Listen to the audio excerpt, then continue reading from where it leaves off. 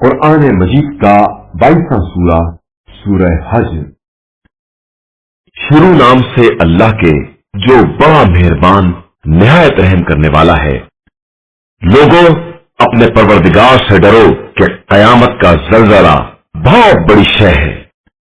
جس دن تم دیکھو گے کہ دودھ پلانے والی عورتیں اپنے دودھ پیتے بچوں سے غافل ہو جائیں گی اور حاملہ عورتیں اپنے حمل کو گرا دیں گی اور لوگ نشے کی حالت میں نظر آئیں گے، حالانکہ وہ بدمست نہیں ہوں گے بلکہ اللہ کا عذاب ہی بڑا سخت ہوگا۔ اور لوگوں میں کچھ ایسے بھی ہیں جو بغیر جانے بوجھے خدا کے بارے میں جھگڑا کرتے ہیں اور ہر سرکش شیطان کا اتباع کر لیتے ہیں۔ ان کے بارے میں یہ لکھ دیا گیا ہے کہ جو شیطان کو اپنا دوست بنائے گا، شیطان اسے گمراہ کر دے گا اور پھر جہنم کے عذاب کی طرف رہنمائی کر دے گا۔ اے لوگو، اگر تمہیں دوبارہ اٹھائے جانے میں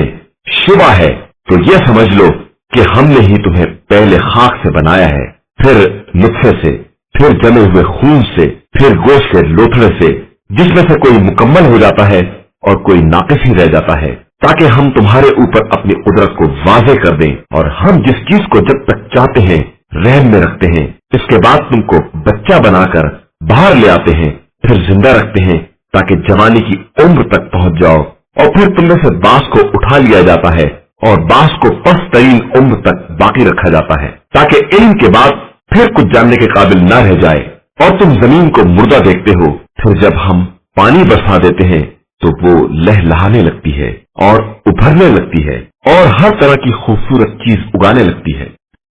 یہ اس لیے ہے کہ وہ اللہ خدائے برحق ہے اور وہی مردوں کو زندہ کرتا ہے اور وہی ہر شے پر قدرت رکھنے والا ہے۔ اور قیامت یقیناً آنے والی ہے، اس میں کسی شک کی گنجائش نہیں ہے، اور اللہ قبروں سے مردوں کو اٹھانے والا ہے۔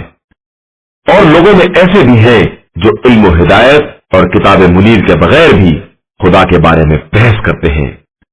وہ غرور سے منہ پھرائے ہوئے ہیں تاکہ دوسرے لوگوں کو بھی رائے خدا سے گمراہ کر سکیں۔ تو ایسے اشخاص کے لیے دنیا میں رسوائی ہے اور آخرت میں ہم انہیں جہنم کا مزہ چکھائیں گے۔ یہ اس بات کی سزا ہے جو تم پہلے کر چکے ہو، اور خدا اپنے بندوں پر ہرگز ظلم کرنے والا نہیں ہے۔ اور لوگوں میں کچھ ایسے بھی ہیں جو خدا کی عبادت ایک ہی رخ پر اور مشروط طریقے سے کرتے ہیں کہ اگر ان تک خیر پہنچ گیا تو مطمئن ہو جاتے ہیں، اور اگر کوئی مصیبت چھو گئی تو دین سے پلٹ جاتے ہیں۔ یہ دنیا اور آخرت دونوں میں خسارہ میں ہے، اور یہی خسارہ کھلا ہوا خسارہ ہے۔ یہ اللہ کو چھوڑ کر انہیں پکارتے ہیں جو نہ انہیں نقصان پہنچا سکتے ہیں اور نہ فائدہ، اور یہی دراصل بہت دور تک پھیلی ہوئی گمراہی ہے۔ یہ ان کو پکارتے ہیں جن کا نقصان ان کے فائدے سے زیادہ قریب تر ہے، وہ ان کے بدترین سرپرست اور بدترین ساتھی ہیں۔ بے شک اللہ ایمان والوں اور نیک عمل کرنے والوں کو ان جنتوں میں داخل کرے گا جن کے نیچے نہریں جاری ہوں گی کہ اللہ جو چاہتا ہے انجام دیتا ہے۔ جس شخص کا خیال یہ ہے کہ اللہ دنیا اور آخرت میں اس کی مدد نہیں کرے گا، اسے چاہیے کہ ایک رسی کے ذریعے آسمان کی طرف بڑھے اور پھر اس رسی کو کاٹ دے، اور پھر دیکھے کہ اس کی ترکیب اس چیز کو دور کر سکتی ہے یا نہیں جس کے غصے میں وہ مبتلا تھا۔ اور اسی طرح ہم نے اس قرآن کو واضح نشانیوں کی شکل میں نازل کیا ہے، اور اللہ جس کو چاہتا ہے ہدایت دے دیتا ہے۔ بے شک جو لوگ ایمان لائے اور جنہوں نے یہودیت اختیار کی، یا ستارہ پرست ہو گئے، یا نصرانی اور آتش پرست ہو گئے، یا مشرک ہو گئے ہیں، خدا قیامت کے دن ان سب کے درمیان یقینی فیصلہ کر دے گا کہ اللہ ہر شے کا نگراں اور گواہ ہے۔ کیا تم نے نہیں دیکھا کہ زمین و آسمان میں جس قدر بھی صاحبان عقل و شعور ہیں، اور آفتاب و مہتاب اور ستارے، پہاڑ، درخت، چوپائے اور انسانوں کی ایک کثرت سبھی اللہ کے لیے سجدہ گزار ہیں، اور ان میں سے بہت سے ایسے بھی ہیں جن پر عذاب ثابت ہو چکا ہے، اور ظاہر ہے کہ جسے خدا ذلیل کرنا چاہے اسے کوئی عزت دینے والا نہیں ہے کہ یقیناً اللہ جو چاہتا ہے وہ کر سکتا ہے۔ یہ مومن و کافر دو باہمی دشمن ہیں جنہوں نے پروردگار کے بارے میں آپس میں اختلاف کیا ہے. پھر جو لوگ کافر ہیں ان کے واسطے آگ کے کپڑے قطع کیے جائیں گے اور ان کے سروں پر گرما گرم پانی اونڈیلا جائے گا، جس سے ان کے پیٹ کے اندر جو کچھ ہے اور ان کی جلدیں سب گل جائیں گی، اور ان کے لیے لوہے کے گرز مہیا کیے گئے ہیں. جب یہ جہنم کی تکلیف سے نکل بھاگنا چاہیں گے تو دوبارہ اسی میں پلٹا دیے جائیں گے کہ ابھی اور جہنم کا مزہ چکھو. بے شک اللہ صاحبان ایمان اور نیک عمل کرنے والوں کو ان جنتوں میں داخل کرتا ہے جن کے نیچے نہریں جاری ہوتی ہیں. انہیں ان جنتوں میں سونے کے کنگن اور موتی پہنائے جائیں گے اور ان کا لباس اس جنت میں ریشم کا لباس ہوگا، اور انہیں پاکیزہ قول کی طرف ہدایت دی گئی ہے اور انہیں خدائے حمید کے راستے کی طرف رہنمائی کی گئی ہے. بے شک جن لوگوں نے کفر اختیار کیا اور لوگوں کو اللہ کے راستے اور مسجد الحرام سے روکتے ہیں، جسے ہم نے تمام انسانوں کے لیے برابر سے قرار دیا ہے، چاہے وہ مقامی ہو یا باہر والے، اور جو بھی اس مسجد میں ظلم کے ساتھ الحاق کا ارادہ کرے گا ہم اسے دردناک عذاب کا مزہ چکھائیں گے. اور اس وقت کو یاد دلاؤ جب ہم نے ابراہیم کے لیے بیت اللہ کی جگہ مہیا کی کہ خبردار ہمارے بارے میں کسی طرح کا شرک نہ ہونے پائے، اور تم ہمارے گھر کو طواف کرنے والے، قیام کرنے والے اور رکوع و سجود کرنے والوں کے لیے پاک و پاکیزہ بنا دو. اور لوگوں کے درمیان حج کا اعلان کر دو کہ لوگ تمہاری طرف پیدل اور لاغر سواریوں پر دور دراز علاقوں سے سوار ہو کر آئیں گے تاکہ اپنے منافع کا مشاہدہ کریں اور چند معین دنوں میں ان چوپایوں پر جو خدا نے بطور رزق عطا کیے ہیں خدا کا نام لیں، اور پھر تم اس میں سے کھاؤ اور بھوکے محتاج افراد کو کھلاؤ. پھر لوگوں کو چاہیے کہ اپنے بدن کی کثافت کو دور کریں اور اپنی نظروں کو پورا کریں اور اس قدیم ترین مکان کا طواف کریں. یہ ایک حکم خدا ہے، اور جو شخص بھی خدا کی محترم چیزوں کی تعظیم کرے گا وہ اس کے حق میں پیش پروردگار بہتری کا سبب ہوگی. اور تمہارے لیے تمام جانور حلال کر دیے گئے ہیں علاوہ ان کے جن کے بارے میں تم سے بیان کیا جائے گا، لہذا تم ناپاک بتوں سے پرہیز کرتے رہو اور لغو اور محمل باتوں سے اجتناب کرتے رہو. اللہ کے لیے مخلص اور باطل سے کترا کر رہو، اور کسی طرح کا شرک اختیار نہ کرو کہ جو کسی کو اس کا شریک بناتا ہے وہ گویا آسمان سے گر پڑتا ہے اور اسے پرندہ اچک لیتا ہے یا ہوا کسی دور دراز جگہ پر لے جا کر پھینک دیتی ہے. یہ ہمارا فیصلہ ہے، اور جو بھی اللہ کی نشانیوں کی تعظیم کرے گا یہ تعظیم اس کے دل کے تقوی کا نتیجہ ہوگی. تمہارے لیے ان قربانی کے جانوروں میں ایک مقررہ مدت تک فائدے ہی فائدے ہیں، اس کے بعد ان کی جگہ خانہ کعبہ کے پاس ہے. اور ہم نے ہر قوم کے لیے قربانی کا طریقہ مقرر کر دیا ہے تاکہ جن جانوروں کا رزق ہم نے عطا کیا ہے ان پر نام خدا کا ذکر کریں. پھر تمہارا خدا صرف خدا واحد ہے، تم اسی کے اطاعت گزار بنو اور ہمارے گڑگڑانے والے بندوں کو بشارت دے دو. جن کے سامنے ذکر خدا آتا ہے تو ان کے دل لرز جاتے ہیں، اور وہ جو مصیبت پر صبر کرنے والے اور نماز کے قائم کرنے والے ہیں اور ہم نے جو رزق دیا ہے اس میں سے ہماری راہ میں خرچ کرنے والے ہیں. اور ہم نے قربانیوں کے اونٹ کو بھی اپنی نشانیوں میں سے قرار دیا ہے، اس میں تمہارے لیے خیر ہے، لہذا اس پر کھڑے ہونے کی حالت ہی میں نام خدا کا ذکر کرو، اور اس کے بعد جب اس کے تمام پہلو گر جائیں تو اس میں سے خود بھی کھاؤ اور قناعت کرنے والے اور مانگنے والے سب غریبوں کو کھلاؤ کہ ہم نے انہیں تمہارے لیے مسخر کر دیا ہے تاکہ تم شکر گزار بندے بن جاؤ. خدا تک ان جانوروں کا گوشت جانے والا ہے اور نہ خون، اس کی بارگاہ میں صرف تمہارا تقوی جاتا ہے. اور اسی طرح ہم نے ان جانوروں کو تمہارا تابع بنا دیا ہے کہ خدا کی دی ہوئی ہدایت پر اس کی کبریائی کا اعلان کرو اور نیک عمل والوں کو بشارت دے دو. بے شک اللہ صاحبان ایمان کی طرف سے دفاع کرتا ہے، اور یقیناً اللہ خیانت کرنے والے کافروں کو ہرگز دوست نہیں رکھتا ہے. جن لوگوں سے مسلسل جنگ کی جا رہی ہے انہیں ان کی مظلومیت کی بنا پر جہاد کی اجازت دے دی گئی ہے، اور یقیناً اللہ इनकी मदद पर कुदरत रखने वाला है। ये वो लोग हैं जो अपने घरों से बिला किसी हक के निकाल दिए गए हैं, अलावा इसके कि वो ये कहते हैं कि हमारा परवरदिगार अल्लाह है, और अगर खुदा बास लोगों को बास के जरिए ना रोकता होता तो तमाम गिरजे और यहूदियों के इबादत खाने और मजूसियों के इबादत खाने और मस्जिदें सब मुनहदिम कर दी जाती। और अल्लाह अपने मददगारों की यकीनन मदद करेगा कि वो यकीनन साहिब कुव्वत भी है और साहिब इज्जत भी है। यही वो लोग हैं जिन्हें हमने जमीन में इख्तियार दिया तो इन्होंने नमाज कायम की और ज़कात अदा की और नेकियों का हुक्म दिया और बुराइयों से रोका, और ये तय है कि जुमला उमूर का अंजाम खुदा के इख्तियार में है। और पैगंबर, अगर ये लोग आप सल्लल्लाहु अलैहि वसल्लम को झुटलाते हैं तो इनसे पहले कौम नूह, कौम आद और कौम समूद ने भी यही काम किया था, और कौम इब्राहिम और कौम लूत ने भी, और असहाब मदियन ने भी, और मूसा को भी झुटलाया गया है। तो हमने कुफ्फार को मोहलत दे दी और फिर इसके बाद इन्हें अपनी गिरफ्त में ले लिया तो सबने देख लिया कि हमारा अजाब कैसा होता है। गज़ कितनी बस्तियां हैं जिन्हें हमने तबाह और बर्बाद कर दिया कि वो जालिम थी, तो अब वो अपनी छतों के बल उल्टी पड़ी हैं और इनके कुएं मौतल पड़े हैं और इनके मजबूत महल भी मिस्मार हो गए हैं। क्या इन लोगों ने जमीन में सैर नहीं की है कि इनके पास ऐसे दिल होते जो समझ सकते और ऐसे कान होते जो सुन सकते, इसलिए कि दर हकीकत आंखें अंधी नहीं होती हैं, बल्कि वो दिल अंधे होते हैं जो सीनों के अंदर पाए जाते हैं। पैगंबर,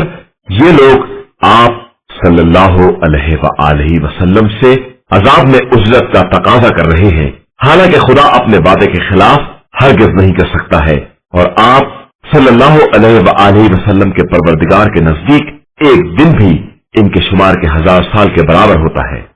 और कितनी बस्तियां थीं जिन्हें हमने मोहलत दी, हालांकि वो जालिम थीं, फिर हमने इन्हें अपनी गिरफ्त में ले लिया, और बिल आखिर सबकी बाज़गश्त हमारी ही तरफ है।